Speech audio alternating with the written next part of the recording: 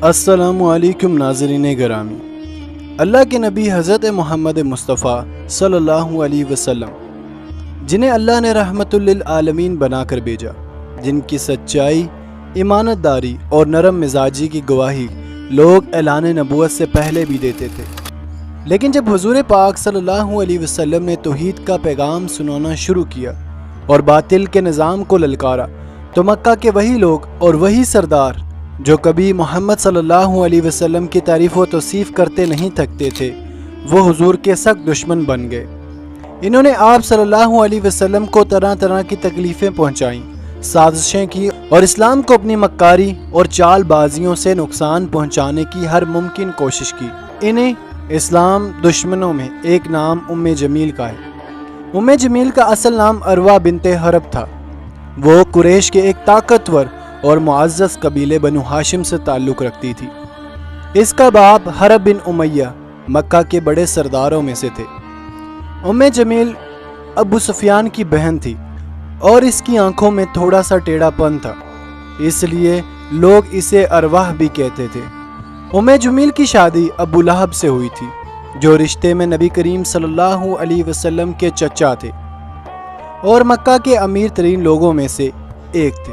ابو لہب نے خوب دولت کمائی اور اس کی دولت نے جمیل کو بہت فخر اور عیش و آرام دیا، اور جمیل نے مکہ میں اپنے مقام کو بلند کرنے کے لیے اس دولت کا خوب استعمال کیا۔ لہذا دولت، طاقت اور نسب تینوں معاملے میں جمیل بہت اونچے مقام پر تھی۔ جمیل جوانی میں نہایت ہی متکبر تھی، کیونکہ وہ ایک رئیس گھرانے کی بیٹی تھی، اس لیے اس کے اندر دوسروں کو حقیر سمجھنے کی فطرت تھی اور مزاج میں غرور بچپن سے ہی جھلکتا تھا۔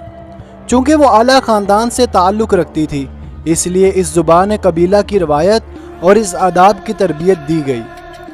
جمیل کی ایک خاص پہچان اس کی تیز زبان بھی تھی، جس سے وہ دوسروں کی عزت اچھالنا اور افواہیں پھیلانے میں خوب ماہر تھی۔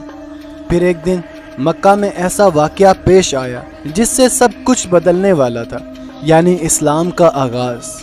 حضرت محمد صلی اللہ علیہ وسلم نے اعلان کیا کہ وہ اللہ کے پیغمبر ہیں اور ان پر جو دین و شریعت نازل ہوئی ہے صرف اسی میں ہدایت ہے۔ جمیل نے جب یہ خبر سنی تو وہ بوکھلا اٹھی۔ وہ نبی کریم صلی اللہ علیہ وسلم کے حسب و نسب کو بہت اچھے سے جانتی تھی۔ حضور پاک صلی اللہ علیہ وسلم بنو ہاشم سے تھے، جو بنو امیہ سے بہت زیادہ معزز اور عزت دار خاندان تھا۔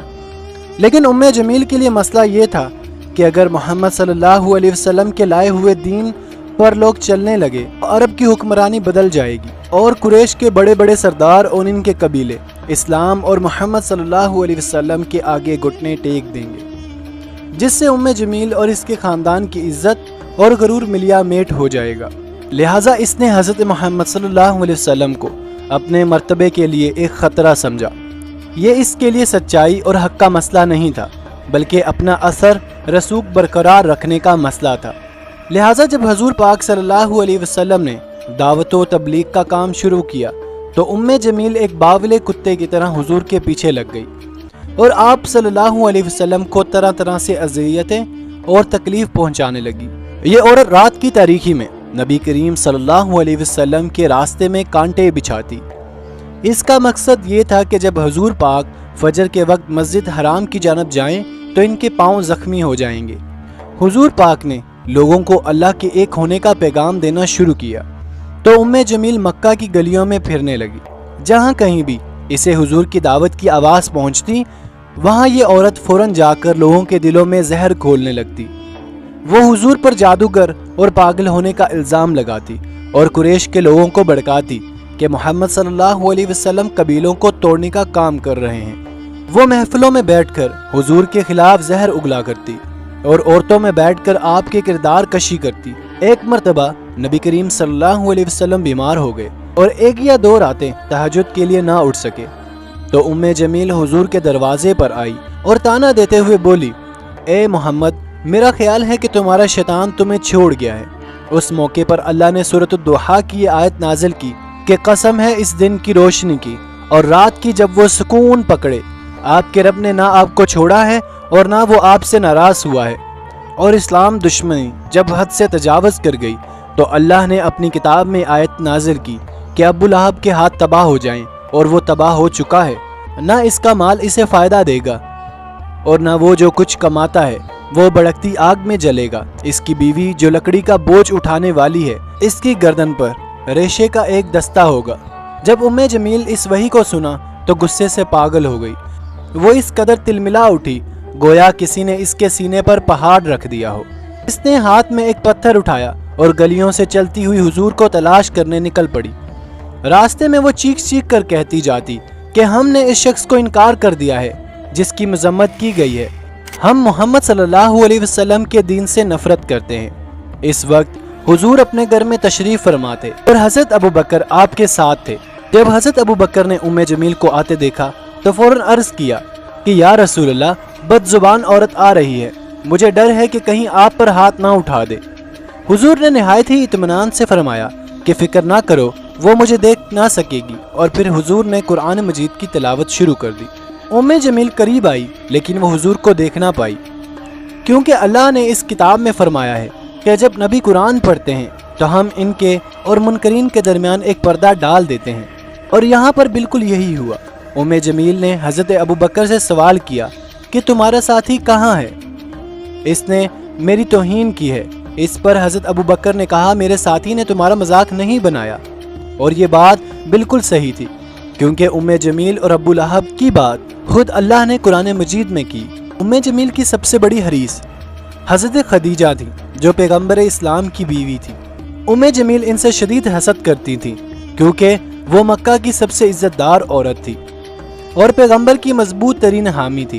ام جمیل اکثر ان کا مذاق اڑاتی اور مکہ کی عورتوں کو ان کے خلاف اکسا کر انہیں بدنام کرنے کی کوشش کرتی۔ حضرت خدیجہ نے صبر کا دامن نہیں چھوڑا اور ان کا ایمان کئی زیادہ مضبوط تھا۔ ام جمیل نے حضور صلی اللہ علیہ وسلم کو ذلیل کرنے کے لیے اور مسلمانوں میں خوف پیدا کر کے اسلام کو روکنے کی ہر ممکن کوشش کی۔ اس کی زہر آلود باتیں مکہ کی گلیوں میں اور گھروں کے صحنوں اور خانہ کعبہ میں گونجتی تھی۔ وہ صرف ایک دشمن نہیں تھی بلکہ خوف کی علامت بن چکی تھی۔ ام جمیل اور ابو لہب ہر آخری کوشش کر کے اسلام کو روکنا چاہ رہے تھے، لیکن اللہ کی طاقت تو حق سب پر باری تھا۔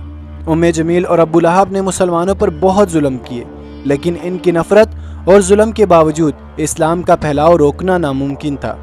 تاریخ میں درج ہے کہ ام جمیل اور اس کا شوہر عبرت کے موت مر چکے کہ ام جمیل ایندھن کے گٹھے کی لکڑیاں اٹھا کر اپنے گھر لا رہی تھی تو اس کی رسی اس کے گلے میں پھنس گئی اور اس کا سانس رک گیا، اس طرح اس کا دم نکل گیا۔ ابو لہب کا انجام بھی نہایت ہی عبرتناک تھا۔